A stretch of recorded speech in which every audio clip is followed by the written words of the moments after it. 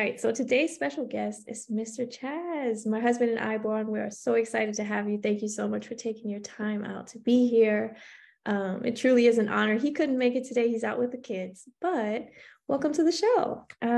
Please tell us a little bit more about yourself and your journey to conscious parenting. Yeah, I'm happy to be here. I hope to really help some people out there in the world. I'll give the condensed version of kind of how I got to be where I am right now in my journey. So I started off as a Montessori teacher.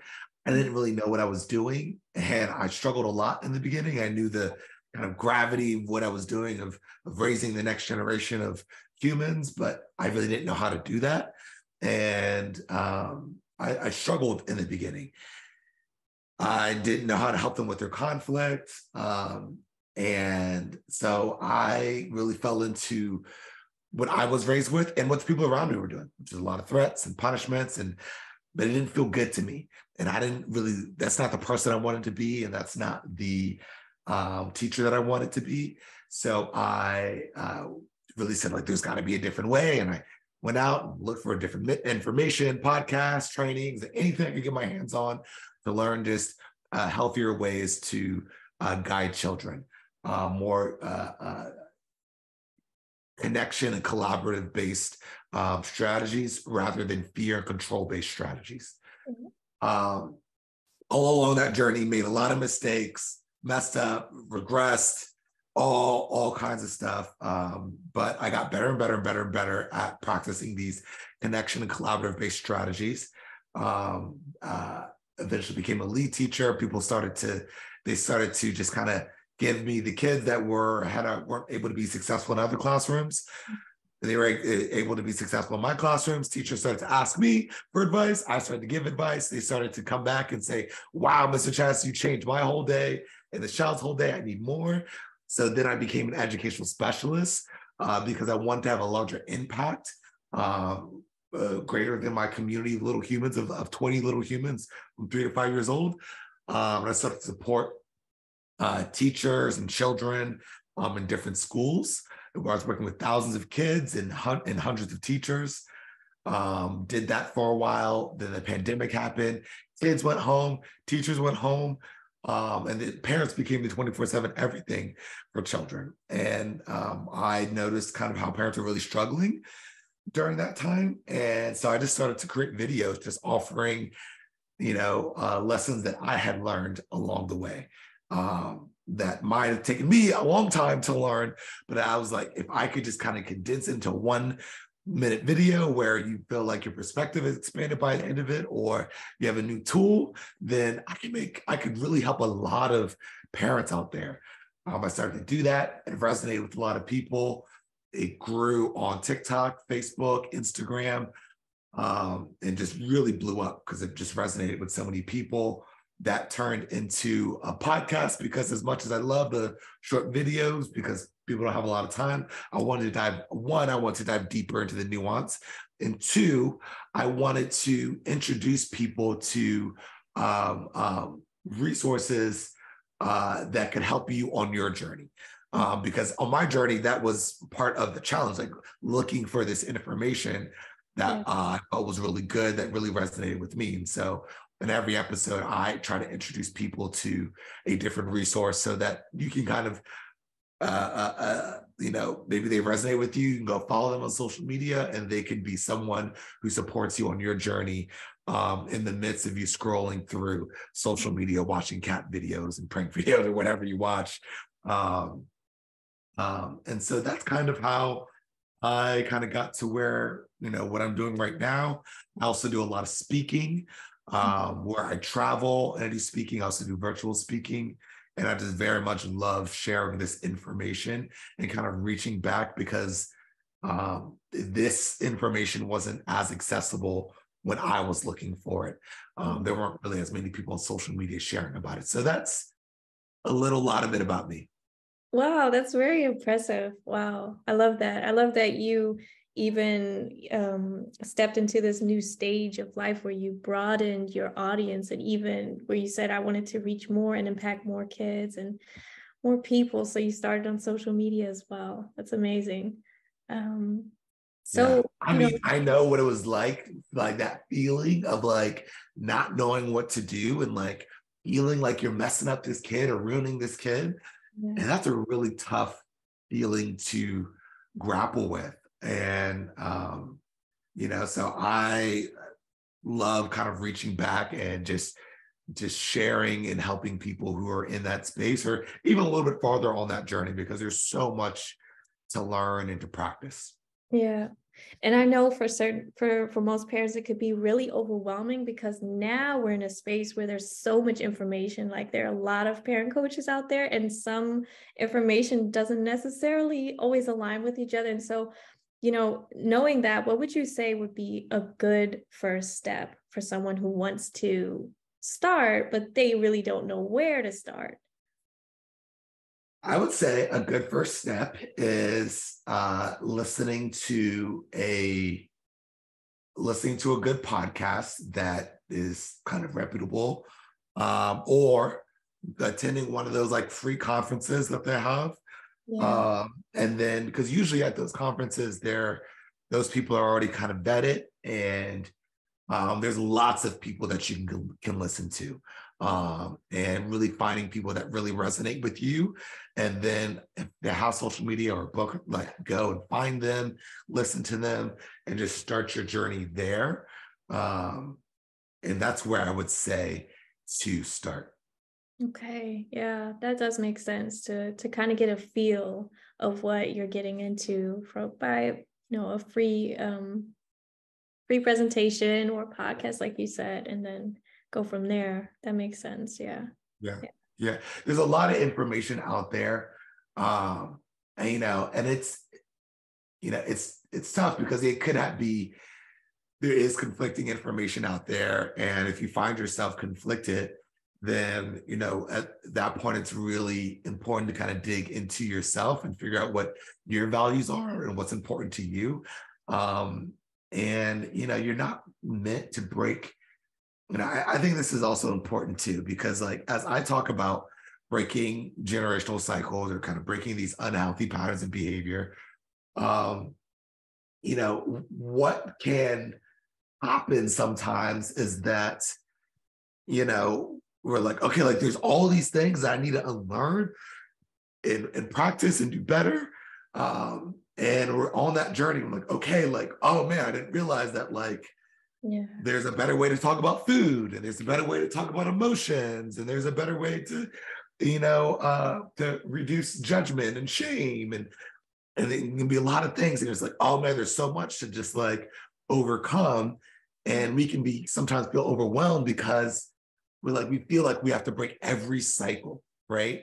And that is part of one of the things that we have to unlearn too. One of those like typical cycles is the cycle of perfectionism, of feeling like it's not okay to make mistakes, feeling like we got to get everything right. When that's not reality, it's not realistic. And I always say, avoid being a perfectionist, be an improvementist. The goal isn't to be perfect every day. The goal is to improve a little every day. And so one of those things that like sometimes we're breaking these cycles and we're learning these things, and sometimes we get into this perfectionistic mindset. And that is something that we have to overcome too. Because if we try to pretend, or we're not able to really model the process of making mistakes and what those making mistakes looks like, and what, genuine apologies look like, and how you repair relationships, we just try to pretend like we're perfect. In that, we are kind of perpetuating an unhealthy pattern of behavior of perfectionism. And that actually stops you from actually improving, because we'll shame ourselves and focus so much on like, I'm not, I'm messing up, I'm not, doing it right. And we focus on that instead of acknowledging like, I made a mistake. I did something outside of my value system. How do I bring myself back? How do I kind of repair the relationship? And really need to spend more energy kind of focusing on like, okay, it happened, dealing with our feelings about what happened, working through them in a healthy way, repairing the relationship, modeling those genuine apologies, and then moving forward, as opposed to just beating ourselves up and having all this negative self-talk of like, I'm so stupid, like I'm never going to be able to do this. So avoid being a perfectionist, being a provenist. Yeah, I love that. I love that. That was actually one of the questions that I have for you today. It was about perfectionism in parenting, because I experienced this myself as well when I was transitioning into being more conscious. And well, let's get into that, because there's so many different words for this type of parenting. There's gentle parenting, there's parenting with understanding, there's conscious parenting. There's just like an overload of words, because I guess our community is also trying to find something to describe it. How would you describe a more healthy approach in parenting? I think of all of like the parenting one, gentle, conscious, respectful, intentional, whatever, I think the one that resonates most with me, and I think also is most helpful in terms of the overall understanding what the overall journey is the conscious word, and just really increasing our awareness. I think for me, but I think more specific in terms of the actions that you're doing, of what you're kind of replacing the old paradigms with, is connection and collaboration based. Like what we're doing is based off of connection and collaboration, as opposed to traditionally what we've done is based parenting and guiding children off fear and control. Yeah. Yeah, I love that. I love that, because there's just so much, it's just an overload. And I think it kind of confuses parents as well. It's like, okay, well, what exactly is this? And I think it has a lot to do with being conscious. And yeah, like you But I said. also say, sorry to cut you off, but I also say that, you don't really need a label for what you're doing, right? You don't have to label it. Like we try to label things, like labels can, like, sometimes labels put things in a box when they don't need to be in a box. And labels can be helpful because it can help people kind of understand. Like if I say, I just met you and I say, I practice conscious parenting and you do it too, then it's like, oh, like we can connect. Like there's that immediate connection. And it's a quick, easy, almost shortcut way to describe what you're trying to do. But at the end of the day, it's a shortcut. And I don't think that any one word can fully encompass,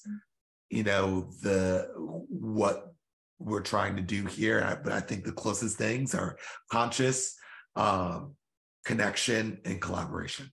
Yeah, those words do describe it very well. And I think that's a nice point that you took up there, where you said, labeling, because I think that's what we do with people all the time. We label them, or with kids, and then it just has that label, and then there's just a lack of empathy behind labeling something. So I think that's I guess the parenting community, which is so transformational at this point, is trying to find the words to describe it and help people better understand it. But I feel like we're not there yet. We haven't found that one word, because it's so difficult to manage. But yeah, there are a lot of misunderstandings as far as gentle parenting is concerned as well.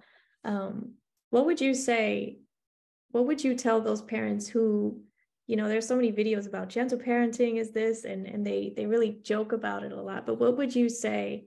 What would you advise parents who are practicing gentle parenting to stay on their journey? Well, I mean, remember why you started the journey in the first place, right? For different people, it might be, different reasons. Some people might be like, it was the way that I was raised. I know, like, a lot of people start their journey off like, I know I don't want to do that. Like, I know I don't want to do things the way that I was raised, right? But that's not enough, because, and I mean, it's a good start, and that's where a lot of people start. But if you just start like, I'm going to do the opposite of what my parents did, like, that is not necessarily going to be helpful, because, maybe your parents might have been very aggressive or abusive, you might go over into being permissive, which is absolutely not what gentle, conscious, respectful parenting is. Um, so you do have to learn exactly kind of, you got to learn what to do instead. It's not enough to say, what I don't want to do this. You have to figure out what to do instead. And that's going to be difficult because you've likely not had a lot of examples seeing the connection and collaborative based strategies. You have a lot of examples of being control based strategies. So in those moments when your child talks back to you, or they say no, or they're doing something unsafe, or they are picking on their little brother, or being a little too rough accidentally, it can be hard to know what to do because you haven't had a lot of examples of that. And that's where like learning from other people and communities and practicing and making mistakes just comes in. But recognizing that is going to be difficult, that is going to be hard. And there's a lot to unlearn. So look, I think about it, I don't know where my phone is, but this is a podcast, so people are listening anyways.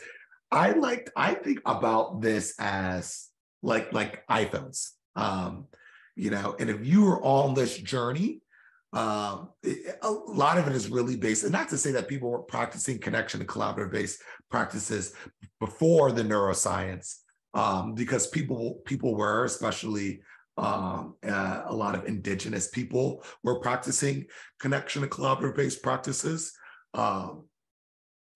But we now have a lot of science, a lot of neuroscience in particular, to back up those practices, because we have more of an understanding of what's happening internally and more understanding of behavior and all of that stuff. So a lot of what we're doing, a lot of the gentle conscious parenting stuff is based off of a lot of the neuroscience that we've gotten. It's like new technology, right? And so like, if you're on this journey, you're kind of like, especially no one in your family has really been on this journey, you're like the first iPhone.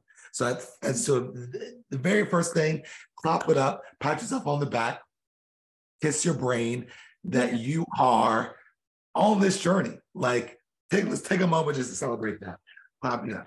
Sure, yeah. First iPhone. It's a big deal, right? It's a huge deal.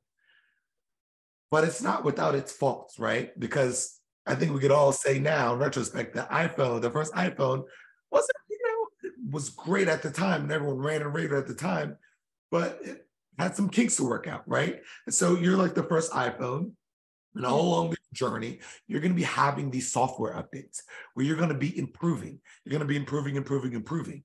And now from update to update, it may not feel like you've had like a huge moment of growth. You may not see it from update to update. You might, after you've improved a little bit, you might be like, it feels like nothing's even changed.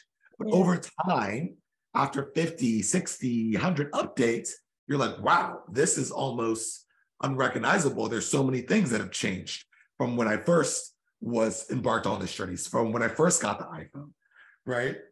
And that's the process, right? You're not meant to be a perfect iPhone. You're just meant to take every step that you can to have those little updates.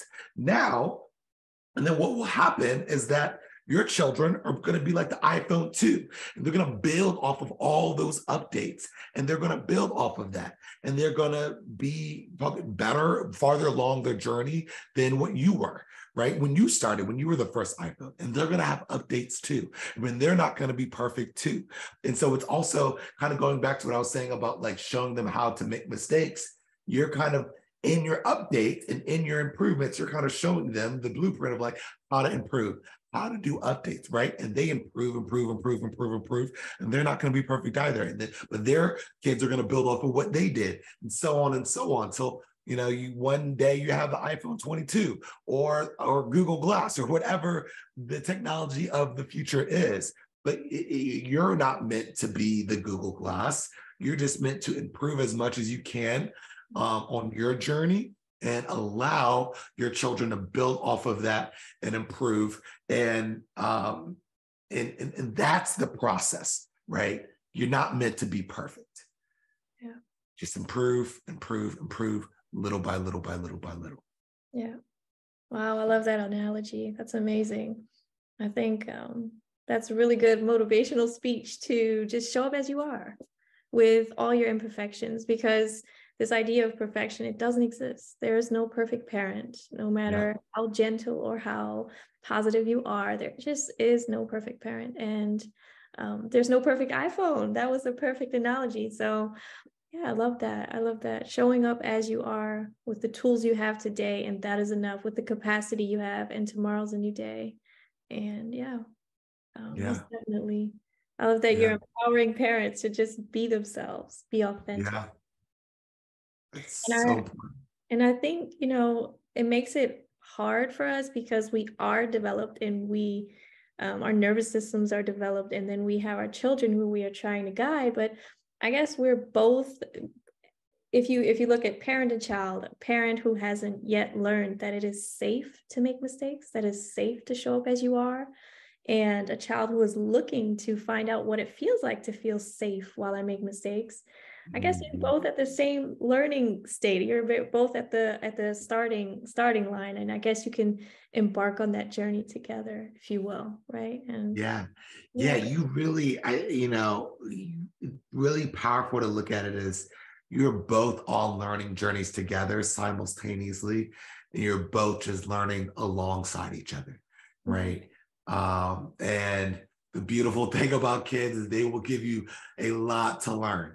They'll give you lots of opportunities for learning and reflection and growth. And, those moments of conflict when things, are tough, like those moments of conflict, it can be really hard to see them as a gift, but they really are. They really are like just opportunities for learning. And if we can look at it like that, we can really maximize the learning potential from each of these moments, and maybe even appreciate and be grateful, and maybe not in the moment, but maybe in reflection, and maybe like at night when things have calmed down, maybe we can even be grateful and appreciate some of those tough moments, because it really does push us to grow, they will point out the bugs in our software, and then we realize, oh, we might need an update to fix that, or update to improve that a little bit. And it might be something where they tell you that you're yelling at them, and they want you to stop yelling, or you might even see a little bit of yourself in them and how they handle situations. You're like, oh man, that sounds like me. Maybe, I wasn't as conscious or aware of what it sounded like when I was saying it, but hearing my 4-year-old say it is powerful, and is kind of put a mirror up to my own behavior. And I think that can be those really powerful things that kids can do for us as they challenge us. Yeah, that's so beautiful. I think I completely agree. I think that we can learn as much from children as they can learn from us. Parenting really is just a learning journey. It's a learning experience. When I first became a mom, I thought I had to show up with all the answers and all the solutions all ready to go, but it really is just being open to finding your way together. Yeah, that's so beautiful. So let me see. I wanted to talk a little bit more about, you said something about learning, and that sparked the next question, which was about discipline. There is, sadly so much confusion about discipline and parenting, and a large community of parents who still believe that discipline needs to include punishment in some way, shape, or form for it to be effective. What would you say to that, or to those parents, to that community of parents? What advice would you have? Ooh, so much here. First thing is that the discipline is really teaching. And you don't have to feel bad to learn something. And actually, a lot of times it really, shame and beating ourselves up and a lot of times gets in the way of the actual learning.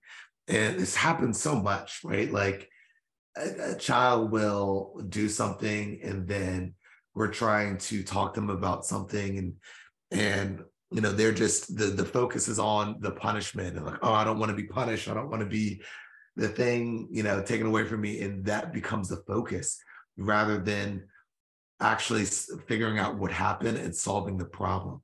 And it really creates more defensiveness in children, which closes them off from actually learning something new and problem solving, different ways to solve problems and work through their emotions. And it puts all the focus on the punishment, and a lot of times them just trying to get out of the punishment or being upset by the punishment, and it's a huge distraction a lot of the times. And there is, and not to say that there aren't consequences, and consequences are honestly a whole conversation to have. But before I even like having the conversation about consequences and kind of practice the skill of consequences, there are so many other things that we need, so many other skills that we need to learn and practice to support children and to teach children and to help children, that consequences are really a last resort. And when I say consequences, there's a difference between consequences and punishments. And I will I'll break down right now kind of the difference in that. But before I even go into it, again, because whenever I talk about consequences, because we're so conditioned with consequences, and I always say that consequences are like the hardest skill to actually practice, because we have a tendency to power trip with consequences. And, the way that our parents use them they use punishment in a logical context. So whenever we get even into this realm of consequences, like we're just thinking about punishment. So I think this can be one of the hardest skills to use. And before I go into it, I also want to kind of be clear is that what I'm talking about here and a lot of what I practice comes from a program called Conscious Discipline, which is a social emotional learning program based off all this brain science stuff that is constantly improving and learning itself. And there are kind of 7 skills in conscious discipline. And the skills are assertiveness, composure, empathy, choices, encouragement, positive intent, and consequences. Mm-hmm. So all those other things are things that we need to focus on and practice and try to master before we even really get into the realm of consequences, and really practicing consequences. So 3 kinds of consequences. Natural consequences. And these are the consequences that happen without our intervention. These are consequences. So for example, the child is running inside, and they run into something and they hurt themselves. That is a natural consequence, right? You may have told them, walking feet, use a walking feet inside, or you're going to run in the playroom, and they're running in the living room, and they run and they, hurt themselves. That's a natural consequence. And natural consequences are the best for learning purposes. They motivate people to learn new skills. Natural consequences motivate children to learn new skills. However, if their child is running around inside and you push a chair in front of the child and they fall over the chair, that is not a natural consequence. That's just you being a jerk. Like, it's not because you are imposing, like, you're intervening. That's just not being such as being unkind and harmful. It's not natural consequence. Will I say a way to kind of maximize the benefit of natural consequences is not to say when they fall, to say, I told you so. See, that's why you shouldn't be running around and just kind of rub it in their face that they got hurt and that they weren't listening. And, that's not the way, but to really offer empathy and to really be there with them. Because when you do the I told you so kind of thing, you reinforce the dynamic of it's me versus you, as opposed to me and you versus the problem. Mm-hmm. And that's what we need to do to really help children to learn. We have to create the sense of it's me and you versus the problem, right? We have to kind of create that sense, that feeling. They have to feel that. And to do that, what we want to do is use that skill of empathy and to really be there for them in that moment when they're, even though we've told them a bunch of times, we may want to say, hi, I told you so. But instead of doing that, really comfort them and be there for them and let them know, hey, I'm on your team. Like that hurt. Like I'm here for you. Right. And then you can kind of reflect on what happened. Right. And okay, let's talk about what happened. Like you were playing, like what, I was playing cops and robbers. And then, okay. And you were running around and then what happened? And then I, fell and I tripped. Okay. So what can we do? What do you think we can do differently next time? Right. That is, and you even see there, connection, collaboration, right? And that creates more of a sense, it's me and you versus the problem. The problem is we got to figure out how you can play and have fun without getting hurt, right? So what can we do next time? Natural consequences. Now there are logical consequences. And this is where I think it gets tough because we're getting a little closer to the punishments. There's a fine line there. Logical consequences, it's the 3 R's. They are respectful, they are related, and they are reasonable, right? So let's break those 3 things down. Respectful. So it's not we're not yelling at them, we're not being aggressive, we're not you need to go in the corner and think about what you did because, we're not. That's not respectful. You wouldn't want someone talking to you that way. If you wouldn't want your boss talking to you that way, then, you really shouldn't be talking to, it's not helpful for you to talk to a child that way, right? And a lot of times, there's a whole nother conversation talking about power, but humans have a hard time with power in general. And where we as adults, a lot of times, unreasonably exercise our power is with children because they really can't defend themselves and they really have no choice but to be with us. They don't really have a choice. So we, whether consciously or unconsciously, sometimes, a lot of times unreasonably exercise our power over children. And sometimes that comes out in our tone. And sometimes it comes out in these other 3 things too.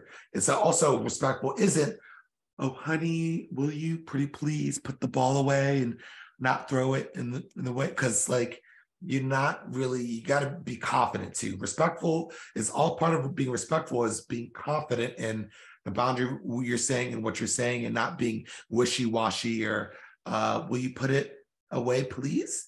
Right? That kind of question mark at the end, that tone of it's kind of like the high voice at the end, that's not confident. And so part of the respectful part is also confident tone, right?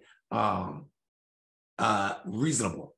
So they're not cleaning up. Reasonable is, so what's unreasonable is maybe they're not cleaning up and you're like, you're never going to play with these toys again. You're never going to play with it again. That's unreasonable. Yeah. It's unreasonable. And it's the whole never again. And you might need to just sometimes get a little bit more regulated, get your composure, because a lot of times we tend to do these illogical punishments when we're not composed, when we're not regulated. And so it's kind of our way of taking out our upset out on the child. And so that's unreasonable. Again, that's not a logical consequence. The other part is related. That's got to be related to the thing that you're actually doing. That's actually the problem. So for example, if the ball is They're playing with the ball in the living room. You tell them to play with it in the playroom or in a certain area for them to play with the ball. Like, this is the way you play with the ball. And they keep bringing it out to the living room. But in the living room, maybe you don't want them to play in the living room because there's fragile stuff there, for whatever the reason is. But they're not doing it. They keep on bringing it out to the living room. A logical consequence would, or illogical consequence, would be saying like, okay, you need to go to timeout and think about what you did, go to the corner, isolate it, and think about what has nothing to do with the ball, right? Again, it's just us using our power, us exerting power over children. And it's just, has nothing to do with what's actually happening. Yeah. What would be related would be, you're having a hard time keeping the ball in the playroom.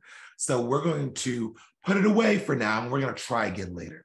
And that try again later is important because you want them to practice again. You want them to practice complying with the boundary, right? Cooperating with the boundary. You want them to practice that. And, you just take it away for a week and then they get a hold of the ball again a week, 2 weeks later, they've had no real opportunity to practice and probably going to be the same problem again, right? Where you practice later in that day or the next day, then they have an opportunity, that lesson so fresh in their mind, they have an opportunity to practice again. And again, consequences are the last thing. So I would recommend a lot of other things to do before even doing the consequences, like having a visual, right? Having a visual of where they need to keep the ball, maybe putting a piece of tape on the ground so they can see exactly where that line is, and then practice with the ball. Like, oh, the ball's getting out. Let's bring it back in and keep on playing, and kind of practicing that with them before we even get to the consequences, right? The logical consequence. So I said natural consequences motivate children to learn skills, new skills. Now, logical consequences motivate children to practice skills that they already have. Okay. So using logical consequences will not be helpful if a child does not have that skill. Yeah. And a lot of times we're not very good at assessing whether or not a child does have a skill in that moment.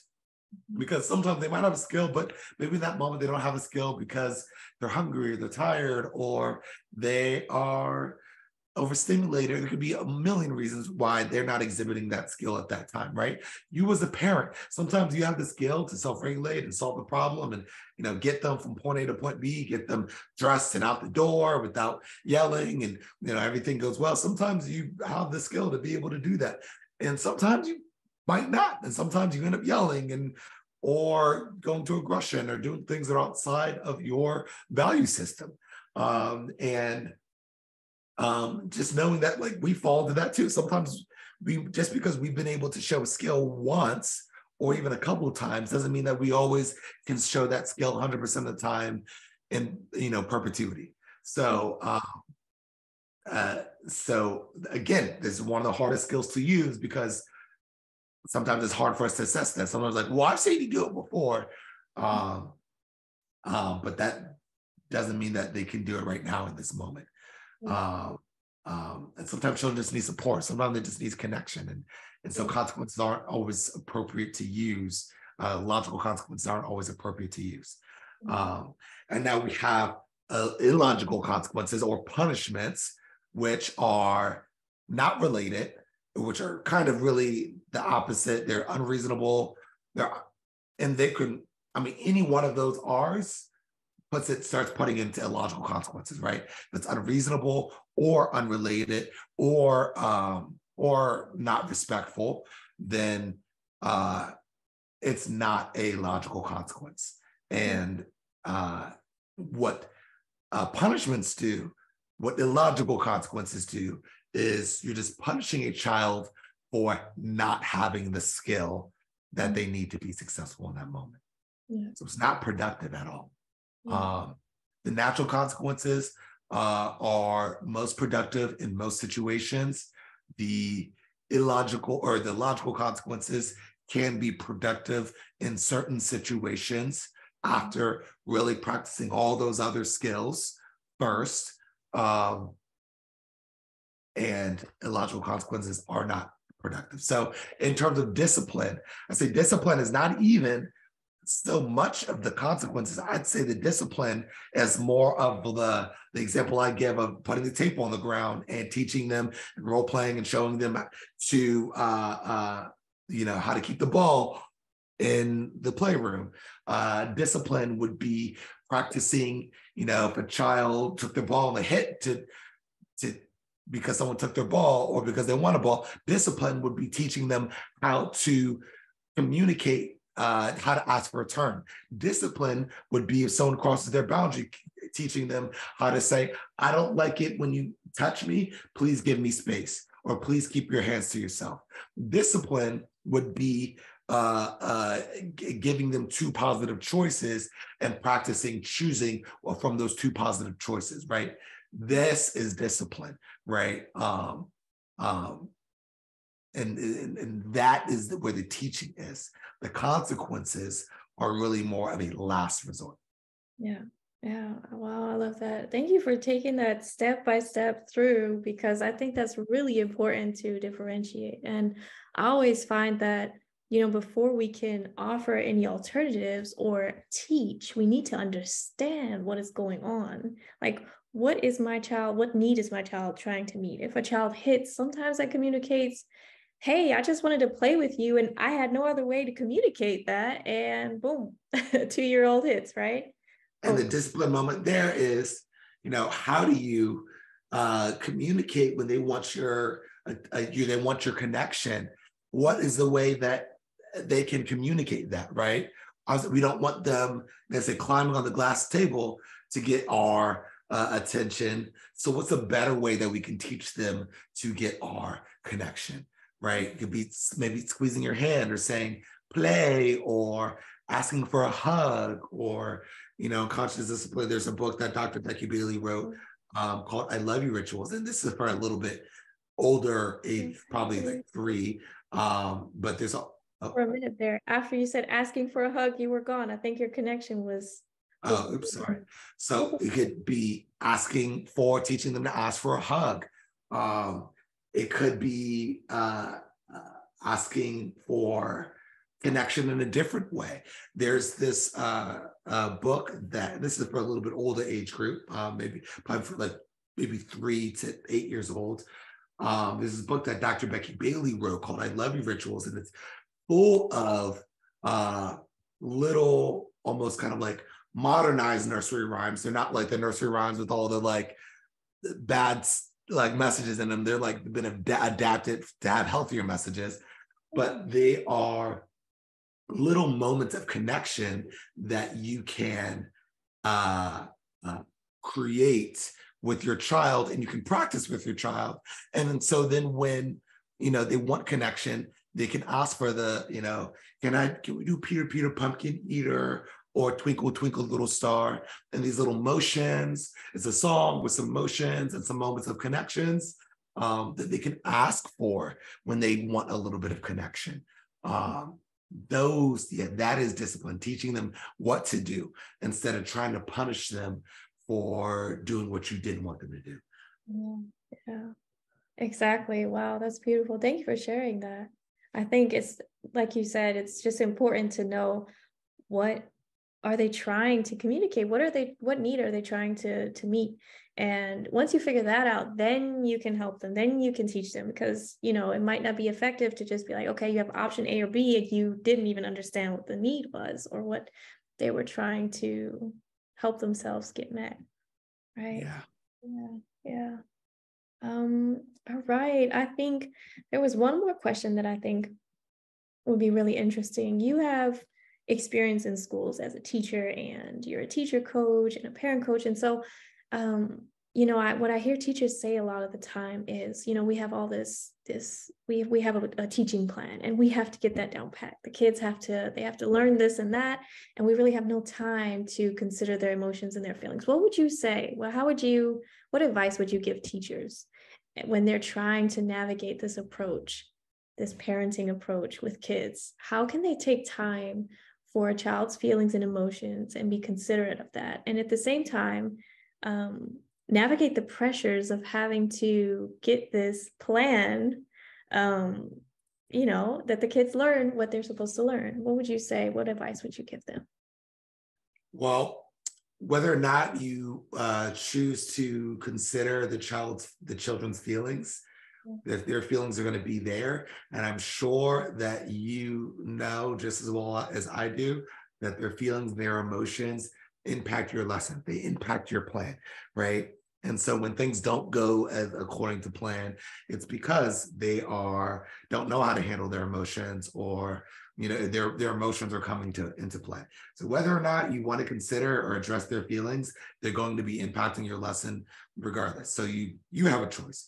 You have a choice to try to just ignore it and try to barrel through, or you have a choice to help them work through their feelings and address this thing that is going to impact your lessons, your classroom, whether you like it or not.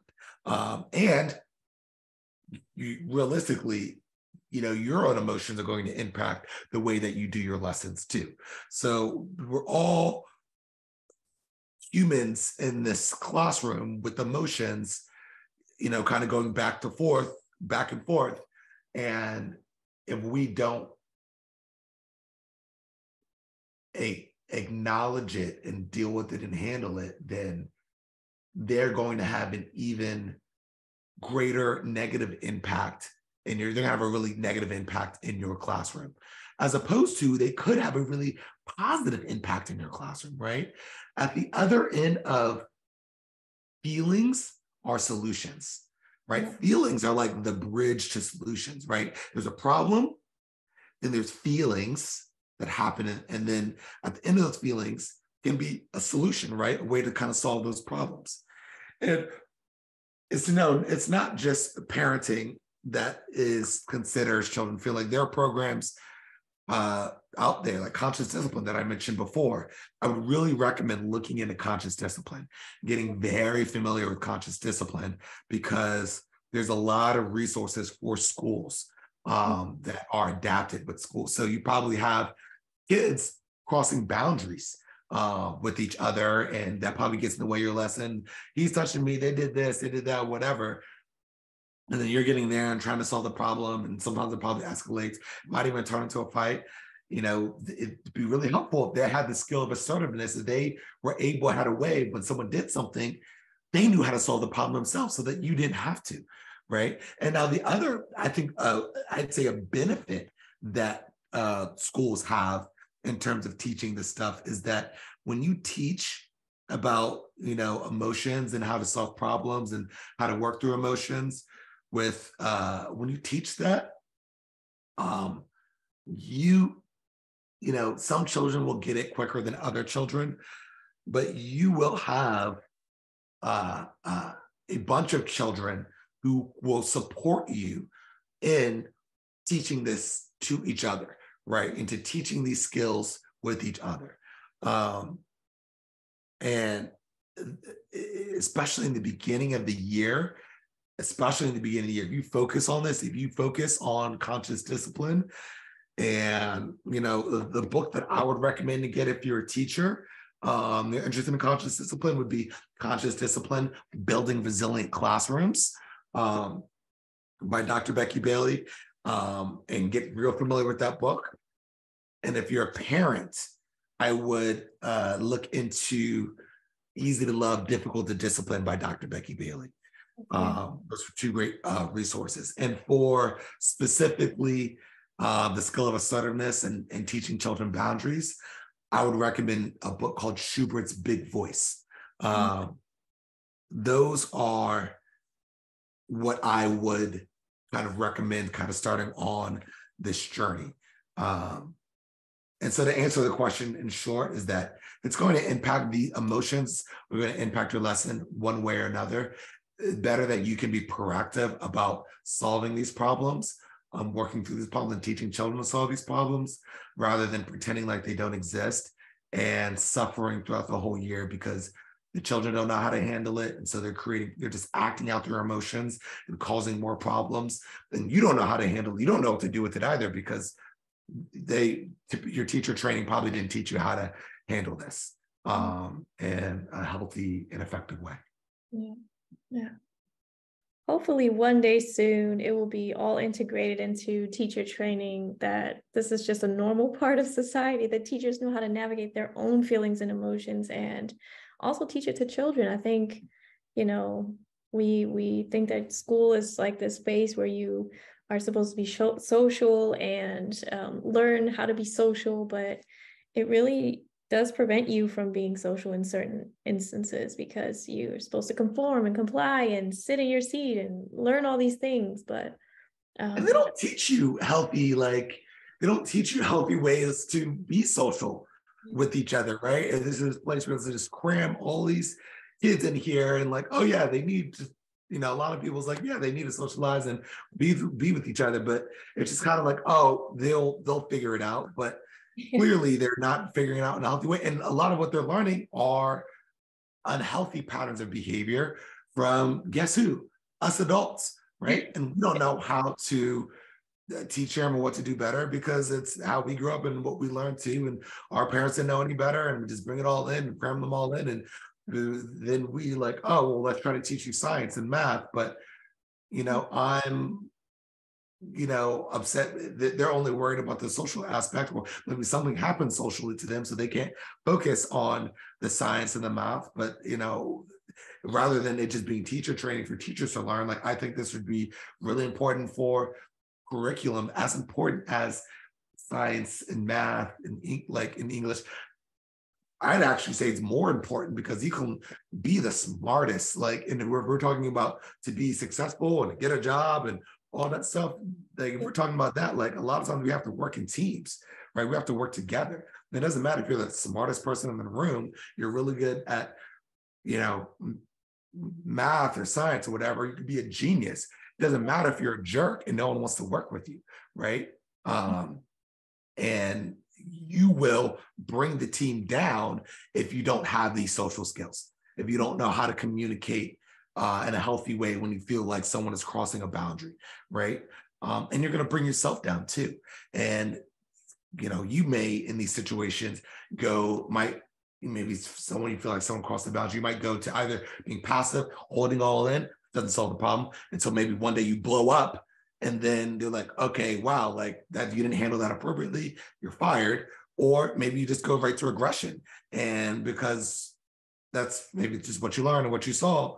And then again, people like, hey, like you're not handling this the right way. And people are shut off to your message, you know, and even outside of the workplace, we were talking about our partnerships, right? Communicating with our partners. We have a tendency to be passive or aggressive or passive aggressive. And this doesn't make for a healthy relationship either, right? Which impacts our this general happiness as humans, as a human being. Even if you're rich, you have all the money in the world, without, you know, healthy relationships, you can still be really sad and depressed. And there are a lot of people with a lot of money that are that way, because they, you know, maybe for a lot of reasons, maybe they didn't value their relationships because they were so focused on getting the money, or they didn't know how to, they pushed everyone away because they didn't know healthy ways to navigate relationships. And they may have all the money, but also less happy than the person who maybe doesn't have as much financial resources, but has a healthy relationship with their friends and family. Yeah. So true. So true. Yeah. And I also always mention to parents when they try and better the relationship to their children or to their partners, that it starts with the relationship that we have with ourselves. Yes. That's the core of everything, how we treat ourselves. Yeah. Yeah. That is, and I say, like, it's almost, you know, you have to learn really how to care for yourself. You know, if you don't feel cared for, it's going to be really hard to care for someone else, right? And it's not just self-care, it's also about community care too. It's also about trying to surround yourself around people who will also care for you too, of being able to have that support, right? That supportive partner or supportive friends. And, you know, and so, like, yes, while self-care is important, I also think community care is important too. And part of that, again, is having those healthy relationships and establishing and finding and maintaining those healthy relationships so that you do have enough resources in your body to care for another person, right? Because like if you're in survival mode, you don't feel cared for, it's going to be really hard to have empathy for another person. Most definitely. Yeah. That is so true. That is so true. So, yeah, I think we made it through all the questions that I had for you today. Is there anything else that you would like to say? Closing off, I know that you have some wonderful resources for parents. For example, the visual schedule that you have for kids. You want to tell us a little bit more about that? Oh man, yes, visual schedule actually have. And I'm actually updating it right now to improve it, to make it even better. But it's one of those things, if you have a hard time transitioning with your child, getting from point A to point B, a visual schedule can be very helpful. I've done a whole podcast episode about it. I have a podcast called Mr. Chazz's Leadership, Parenting, and Teaching Podcast. And so the visual schedule is something you can get. I'm going to be coming out with an online course later this year. Where I'm going to dive deeper into all the things that I talked about today, giving more practical examples. So I really be on the lookout for that. And then after that, a book will come out. So be on the lookout for that for me in the future. Follow me on social media, Mr. Chazz. And hopefully I can just be a support for you on your journey. Yeah, I love that. Wow. I'm definitely going to link all the information that you've mentioned in the show notes and in the description on YouTube as well. So we can kind of get that out there so that they have the information and the resources that they need. Yeah, all right. So to end this episode, it was really a great chat. I really enjoyed it.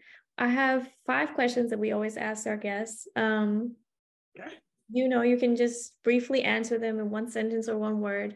Let's see if I can. Let's see. And if you go above it, it's fine. So first question is, what is the worst advice that you have ever received? Get more aggressive with the kids. Okay. All right. So what's the best advice you ever received?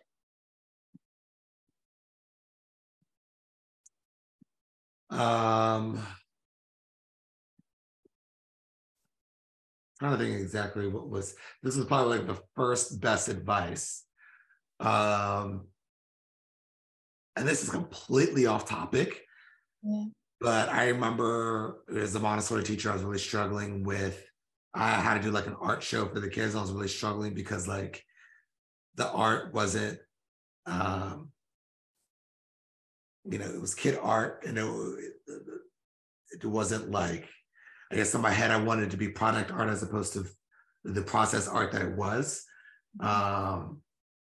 And, I remember sitting in the dramatic play area, and like the person who like oversaw the whole Montessori thing, her name was Lori Morano, who oversaw the whole Montessori for our company. Kind of, we're sitting in these little chairs, and she just kind of put her hand on my hand and pretty much told me to just kind of let go of those expectations and just kind of what will be, will be. And I had just, it really just was like one of the first pieces of like really good advice that I got that like really just kind of just started to change everything. So really just to condense the answer is what will be, and to just kind of accept it. And I think that has helped in so many other areas that have nothing to do with art, but to really practicing that power of acceptance. Yeah. Wow. That's beautiful. So number 3, name one thing that you used to value that you don't value anymore.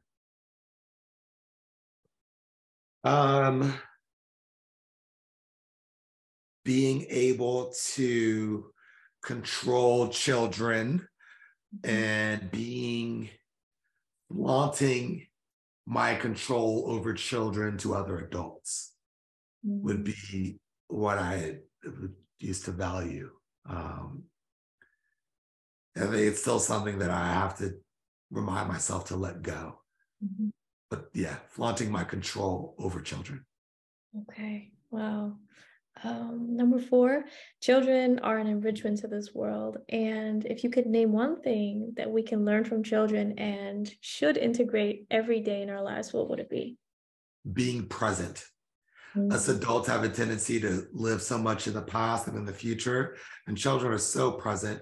They were walking to the car, they see a bug, and the whole world is about that bug. Like, and I think that is something huge. They can learn a little bit more about how to plan and how to maybe learn from the past from us, but we can learn so much about being present from children. Yeah. Wow. That's beautiful. Most definitely. Okay. So number 5, and the last question is, if you could pick one rule that the whole world had to follow, what would it be?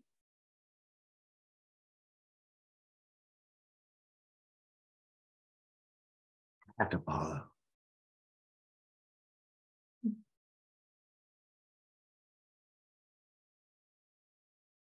Ooh, I'm almost trying to like,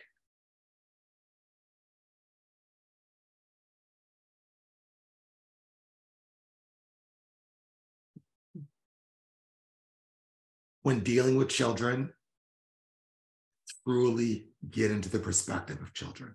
Mm-hmm. It's one thing to know where they're at. It's another thing to see the world from their eyes. Yeah. Yeah. I feel that. That's amazing. Yeah. Okay. And that's the last question that I have. I want to say thank you so much again for your time and all your insight. The gems that you have dropped in this episode are amazing. And yeah, I can't wait for this episode to drop. I think it's going to be, true inspiration for many parents that will listen. Yeah. Great, great. Yeah, I think so too. It would be really helpful, and really be on the lookout for that online course, because I'm already going really deep into it.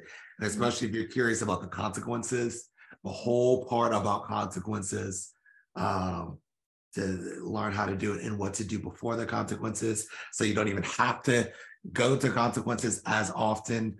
It's going to be really, really good.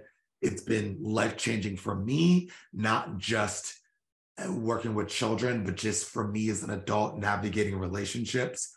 And I know it'll be life-changing for you too. So check it out when it comes out. Yeah. Is that going to be this year or next year? This year. Wow. Yeah, I can't wait for that. I'm definitely going to be looking into that when it drops. Oh, please do. Okay, thank you so much. That was the end, and I'm sure we'll be in touch. As soon as your course comes out, let me know. Write me on Instagram. I will definitely check it out, and I'll let my community know as well. Okay, great. Thank you. Thank you too.